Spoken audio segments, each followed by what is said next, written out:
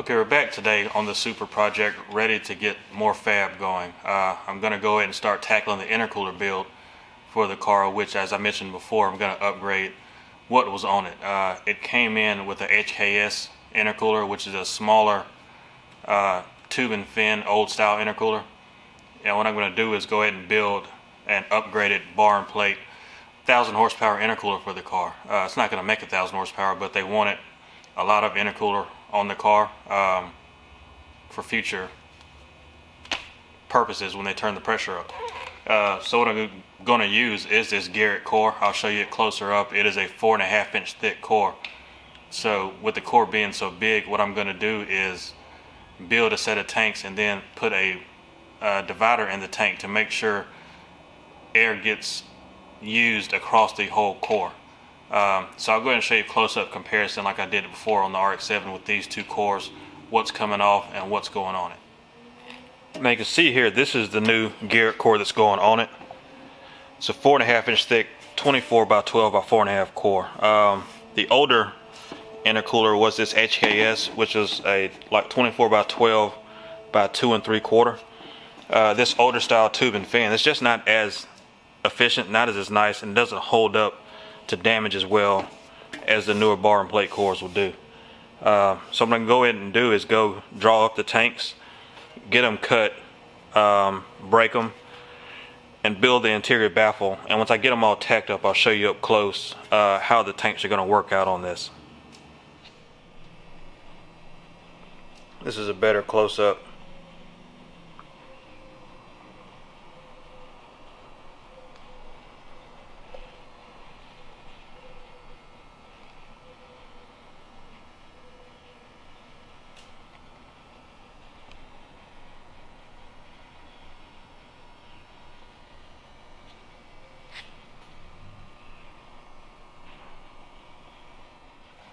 Okay, I've got the tanks cut and fit up how I want them with the divider inside. It's pretty simple. You can see it, the total intercooler height's 12 inches. So I split it at 6 inches and halfway through the 3-inch inlet. So I'll go ahead and get these welded up inside, weld them outside, and get ready to go ahead and put the HD clamps on them as well.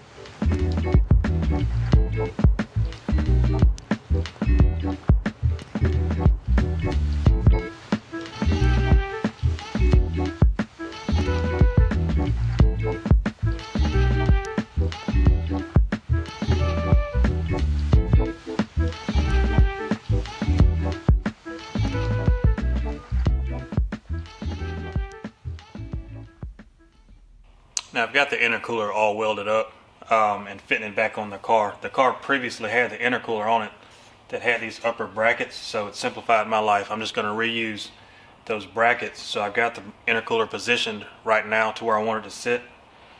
Got the mount bung connected to the bracket already, so I'll go ahead and mark the core and weld the bungs to the bracket.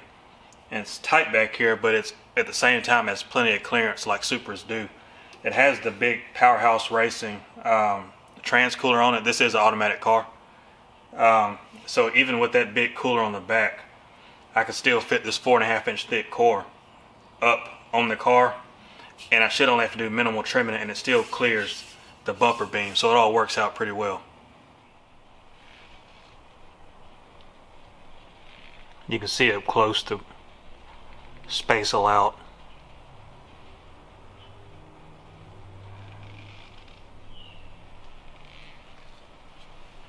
Alright, that is it. I've got the intercooler all welded up.